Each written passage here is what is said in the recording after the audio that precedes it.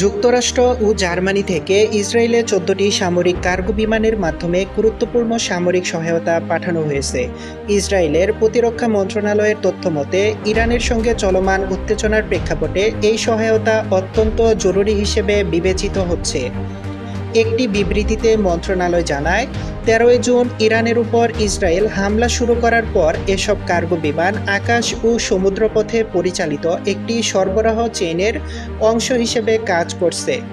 ইসরায়েলের পররাষ্ট্র মন্ত্রণালয় জানিয়েছে, এই চালানগুলো সেনাবাহিনীর অপারেশনাল প্রস্তুতি বজায় রাখতে অপরিহার্য ভূমিকা রাখছে। গাজা উপত্যকায় ২০২৩ সালের ৭ অক্টোবর হামলার পর থেকে ইসরায়েলে এ পর্যন্ত ৮০০টিরও বেশি কার্গো বিমান পৌঁছেছে।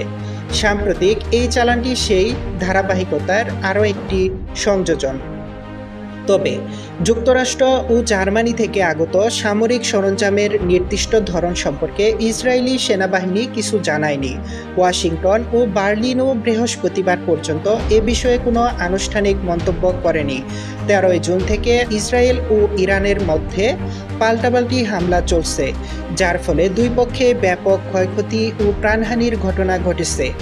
ইসরায়েলি কর্তৃপক্ষ জানিয়েছে, ইরানি ক্ষেপণাস্ত্র হামলায় এখন পর্যন্ত ২৫ জন নিহত ও ১০০ জন আহত হয়েছে। অপরদিকে ইরানি সংবাদ মাধ্যমের মতে, ইসরায়েলি হামলায় ইরানে ৬৩৯ জন নিহত এবং ১৩০০ জনেরও বেশি মানুষ আহত হয়েছে। এছাড়া পারমাণবিক শক্তি চালিত মার্কিন রণতরী ইউএসএস জারাল্ড আর ফোর্ড আগামী এক সপ্তাহের মধ্যে ইউরোপীয় অঞ্চলে মোতায়েন হতে যাচ্ছে, যা মধ্যপ্রাচ্যে চলমান উত্তেজনা আরও তীব্র করে তুলে পারে বলে মনে করা হচ্ছে। ডেস্ক রিপোর্ট, দৈনিক দেশকাল।